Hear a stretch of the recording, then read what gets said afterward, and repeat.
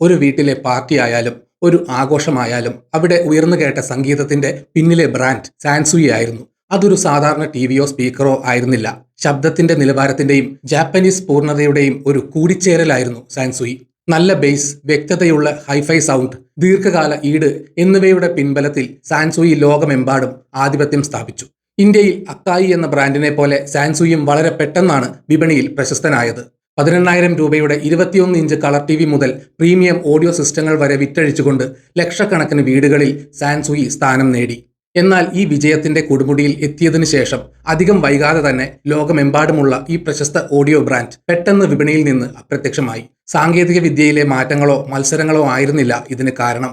പിന്നെയോ ഒരു പോലീസ് കോൺസ്റ്റബിളിന്റെ മകനായി പത്രം വിറ്റ് കരിയർ ആരംഭിച്ച ഒരൊറ്റ വ്യക്തി.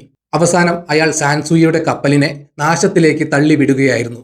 അതാരാണ്? എങ്ങനെയാണ് അയാൾ സാൻസുയി പോലുള്ള ഒരു വലിയ കമ്പനിയെ തകർച്ചയുടെ വക്കിലെത്തിച്ചത്? ഈ ചോദ്യങ്ങൾക്കുള്ള ഉത്തരം സാൻസുയിയുടെ വളർച്ചയുടെയും പതനത്തിന്റെയും ഓരോ ഘട്ടത്തിലുമുണ്ട്.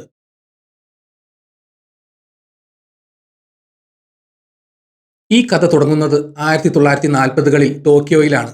അവിടെ കൊസാക്കു കിക്കുച്ചി എന്നൊരു റേഡിയോ പാർട്സ് വിതരണക്കാരനുണ്ടായിരുന്നു. നഗരത്തിലെ കടകളിൽ റേഡിയോ ഭാഗങ്ങൾ എത്തിക്കുക എന്നതായിരുന്നു അദ്ദേഹത്തിന്റെ ജോലി. എന്നാൽ കിക്കുച്ചിക്ക് ഈ ജോലി ഇഷ്ടമായിരുന്നില്ല.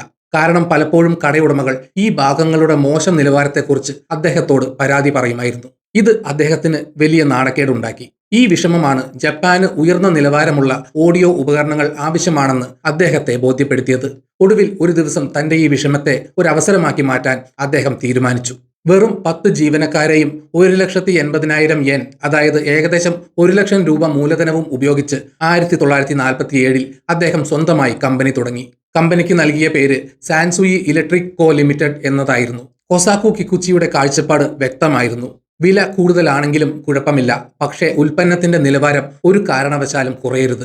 വിപണിയിൽ ഹൈഫൈ ഓഡിയോ സിസ്റ്റങ്ങൾക്കുള്ള ആവശ്യം വർദ്ധിച്ചപ്പോൾ സാൻസുയി പ്രീമിയം ഓഡിയോ ഉപകരണങ്ങൾ നിർമ്മിക്കുന്നതിൽ പൂർണ്ണമായും ശ്രദ്ധ കേന്ദ്രീകരിച്ചു. കിക്കുച്ചി വിശ്വസിച്ചിരുന്നത് പോലെ ഉൽപ്പന്നത്തിന്റെ നിലവാരം ഏറ്റവും മികച്ചതായിരുന്നു. അവരുടെ മികച്ച ശബ്ദമുള്ള ആംപ്ലിഫയറുകൾ, സ്പീക്കറുകൾ, ട്യൂണറുകൾ എന്നിവയുടെ പിൻബലത്തിൽ സാൻസുയി അതിവേഗം ഒരു പ്രീമിയം ബ്രാൻഡായി വളർന്നു. സാൻസുയിയുടെ ഉൽപ്പന്നങ്ങൾ മികച്ച ശബ്ദത്തിന് മാത്രമല്ല, അവയുടെ സോളിഡ് ബിൽഡ് ക്വാളിറ്റിക്കും മനോഹരമായ രൂപകൽപ്പനയ്ക്കും പ്രശസ്തമായിരുന്നു. 1970കളോടെ അമേരിക്കൻ, യൂറോപ്യൻ വിപണിയിൽ സാൻസുയി എത്തി. ഓഡിയോ ഉപകരണങ്ങൾ നിർമ്മിക്കുന്നതിൽ മാത്രമല്ല, ഇലക്ട്രോണിക് വ്യവസായത്തിൽ പുതിയ കണ്ടുപിടുത്തങ്ങൾ നടത്തുന്നതിലും സാൻസുയി ഒരു രാജാവായി മാറി. സംഗീതം കേൾക്കുന്ന രീതി തന്നെ മാറ്റിമറിച്ച ഒരു വലിയ മുന്നേറ്റം ഈ കമ്പനി ലോകത്തിന് നൽകി. വീട്ടിലിരുന്ന് സിനിമ കാണുന്നതിനും യഥാർത്ഥ ശബ്ദാനുഭവം നൽകുന്നതിനും വേണ്ടി സാൻസുയി ആദ്യമായി മാട്രിക്സ് സറൗണ്ട് സൗണ്ട് സിസ്റ്റം അവതരിപ്പിച്ചു. 70കളിലായിരുന്നു സാൻസുയിയുടെ ഏറ്റവും വലിയ കുതിച്ചുചാട്ടം. സോണി, പയനീർ തുടങ്ങിയ ബ്രാൻഡുകൾ വർഷം തോറും പുതിയ ഫീച്ചറുകൾ അവതരിപ്പിച്ചപ്പോഴും സാൻസുയി തങ്ങളുടെ നൂതന എഞ്ചിനീയറിംഗും സമ്പന്നമായ ശബ്ദ നിലവാരവും കൊണ്ട് എല്ലാവരെയും മറികടന്നു. സംഗീത പ്രേമികൾ മുതൽ പ്രൊഫഷണൽ റെക്കോർഡിംഗ് സ്റ്റുഡിയോകൾ വരെ സാൻസുയിയുടെ പ്രീമിയം നിലവാരം അംഗീകരിച്ചു. 80കളോടെ സാൻസുയിയുടെ വാർഷിക വിൽപ്പന $100 കോടി അടുത്തെത്തി. ഇതോടെ കമ്പനി TV, മീഡിയ വിപണിയിലും ശക്തമായ സാന്നിധ്യമായി. ജാപ്പനീസ് പൂർണ്ണതയുടെ ഈ കഥ ഒരു ആഗോള വിജയഗാഥയായി മാറി. എന്നാൽ ഈ സുവർണ കാലഘട്ടം അവസാനിച്ചതോടെ കഥയിൽ ഒരു പുതിയ വഴിത്തിരിവ് വന്നു. 1980കൾക്ക് ശേഷം ജപ്പാനിലെ വിപണിക്ക് മടുപ്പ് സംഭവിക്കാൻ തുടങ്ങി. വളർച്ചയ്ക്ക് പുതിയ വിപണികൾ തേടിയ സാൻസുയിയുടെ കണ്ണ് ഇന്ത്യയിലായി. 1997 പൂനെയിൽ ആദ്യത്തെ സെയിൽസ് ഓഫീസ് തുറന്നുകൊണ്ട് 4 ജീവനക്കാരുമായി സാൻസുയി ഇന്ത്യയിൽ പ്രവർത്തനം ആരംഭിച്ചു.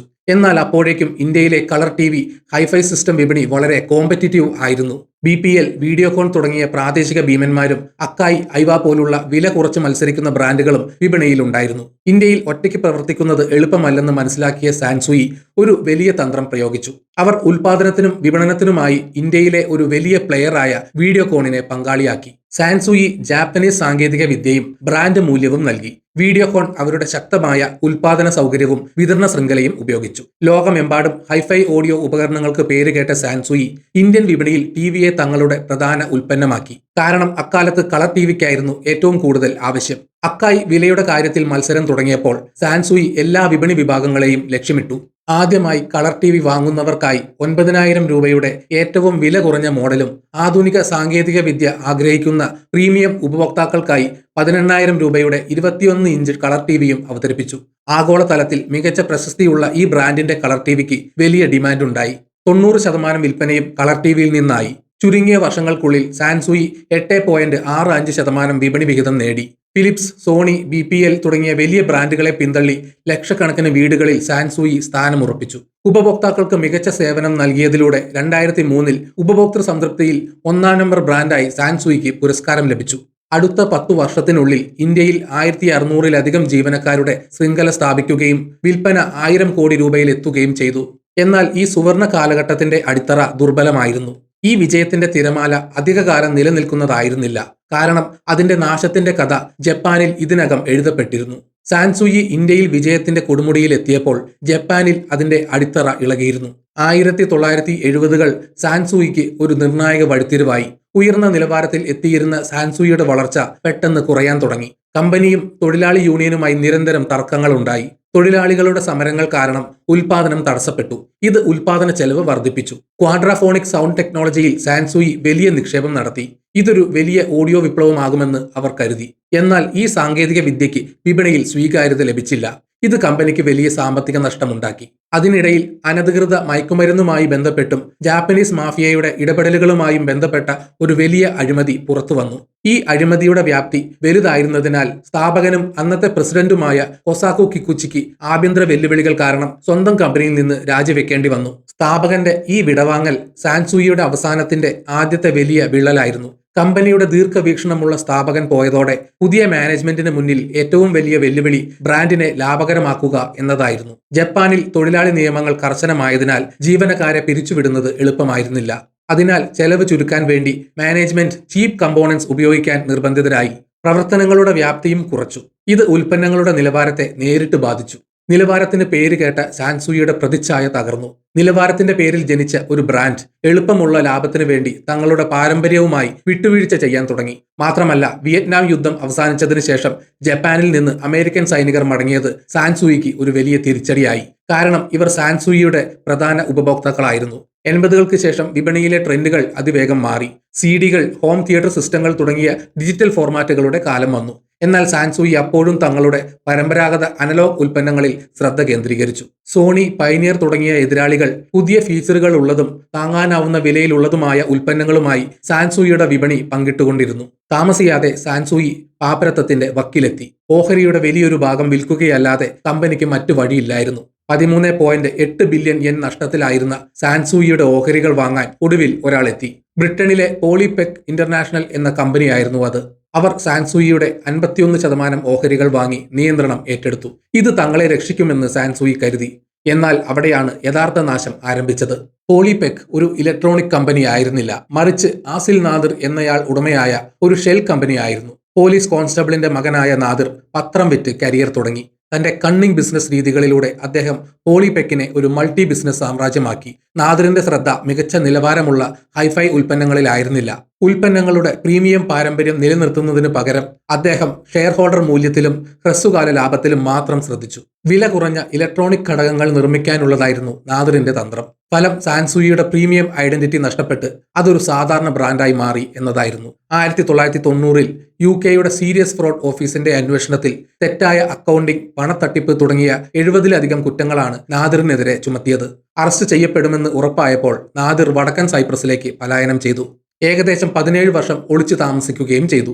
പിന്നീട് UK-യിൽ വന്ന് കീഴടങ്ങിയപ്പോൾ പോളിപെക്കിൽ നിന്ന് 29 ദശലക്ഷം യൂറോ, ഏകദേശം 342 കോടി രൂപ തട്ടിപ്പ് നടത്തിയതിന് കോടതി അദ്ദേഹത്തിന് 10 വർഷം തടവ് ശിക്ഷ വിധിച്ചു. നാദിറിന്റെ ഈ ക്രിമിനൽ ബിസിനസ് നടപടികളും മോശം മാനേജ്മെന്റും പോളിപെക്കിനെ തകർക്കുക മാത്രമല്ല സാൻസൂയിയെയും നേരിട്ട് ബാധിച്ചു. ഒരു ജാപ്പനീസ് നിലവാരമുള്ള ഐക്കൺ ഒരു പിടികിട്ടാപ്പുള്ളിയുടെ കടബാധ്യതയുടെയും കെടുകാര്യസ്ഥതയുടെയും ഭാരം പേറി തകർന്നു. നാദിർ പോയതിനു ശേഷം കമ്പനിക്ക് സ്ഥിരതയുള്ള ഒരു നേതൃത്വത്തെ കണ്ടെത്താനായില്ല. ഇതിനിടയിൽ 90-കളുടെ തുടക്കത്തിൽ ജപ്പാനിൽ അസറ്റ് പ്രൈസ് ബബിൾ ബസ്റ്റ് ഉണ്ടായി. ജപ്പാൻ ഒരു ദീർഘകാല സാമ്പത്തിക മാന്ദ്യത്തിലേക്ക് കടന്നു. ഹൈ എൻഡ് ഓഡിയോ സിസ്റ്റം പോലുള്ള അനാവശ്യ കാര്യങ്ങൾക്കായി പണം ചെലവഴിക്കുന്നത് ആളുകൾ കുറച്ചു. സാൻസൂയിക്ക് പുതിയതും താങ്ങാനാവുന്നതുമായ ഡിജിറ്റൽ ഉൽപ്പന്നങ്ങൾ ഉണ്ടായിരുന്നില്ല. അതേസമയം എതിരാളികളായ സോണിയും മറ്റും വിപണി കീഴടക്കി കഴിഞ്ഞിരുന്നു. സാൻസൂയിയുടെ മിക്ക വിൽപ്പനയും കയറ്റുമതിയെ ആശ്രയിച്ചായിരുന്നു. എന്നാൽ ജാപ്പനീസ് യെന്നിന്റെ മൂല്യം ഡോളറിനെതിരെ കുത്തനെ ഉയർന്നത് കയറ്റുമതിയെ നഷ്ടത്തിലാക്കി. കമ്പനിക്ക് ഉൽപ്പന്നങ്ങളുടെ കയറ്റുമതി പൂർണ്ണമായും നിർത്തേണ്ടി വന്നു. ഇതിന്റെ ഫലമായി സാൻസൂയിയുടെ വരുമാനം 1984-ലെ ഏറ്റവും ഉയർന്ന നിലയിൽ നിന്ന് 1999-ഓടെ 91% കുറഞ്ഞ് 4.6 ബില്യൺ യെന്നിലെത്തി. കമ്പനി ആസ്തികൾ വിറ്റടിച്ച് ചിലവ് ചുരുക്കി. പ്രധാന റിപ്പയർ സേവനങ്ങളിൽ മാത്രം ശ്രദ്ധ കേന്ദ്രീകരിക്കാൻ ഉൽപ്പന്ന നിരയും കുറച്ചു. എന്നാൽ നഷ്ടവും കടവും വർദ്ധിച്ചുകൊണ്ടേയിരുന്നു. ഒടുവിൽ സാൻസൂയിക്ക് തങ്ങളുടെ ജാപ്പനീസ് ആസ്ഥാനം അടച്ചുപൂട്ടേണ്ടി വന്നു. അവർ ഹൈ എൻഡ് ആംപ്ലിഫയറുകളുടെ നിർമ്മാണം നിർത്തി തങ്ങൾക്ക് വൈദഗ്ധ്യമോ കഴിവുകളോ ഇല്ലാത്ത ഹോം അപ്ലയൻസസ് വിപണിയിലേക്ക് ശ്രദ്ധ മാറ്റി. അവസാനം 2014 സാൻസൂയി ഇലക്ട്രിക് കോ ലിമിറ്റഡ് പാപ്പരത്വത്തിനായി അപേക്ഷ നൽകി. അതോടെ യഥാർത്ഥ സാൻസൂയിയുടെ ജാപ്പനീസ് അധ്യായം എന്നേക്കുമായി അവസാനിച്ചു. ഇന്ന് സാൻസൂയി എന്ന ബ്രാൻഡിന്റെ പേര് ലൈസൻസിംഗ് കരാറുകളിലൂടെ ലോകമെമ്പാടും സ്മാർട്ട് ടിവികളും ഹോം അപ്ലയൻസുകളും വിൽക്കാൻ ഉപയോഗിക്കുന്നു. നിലവാര തകർച്ചയും കോർപ്പറേറ്റ് അഴിമതിയും ഒരുമിച്ച് വന്നപ്പോൾ ഈ ഇതിഹാസ ബ്രാൻഡ് തകർന്നു എന്ന പാഠമാണ് സാൻസൂയിയുടെ കഥ നമുക്ക് നൽകുന്നത്. എല്ലാവർക്കും നന്ദി.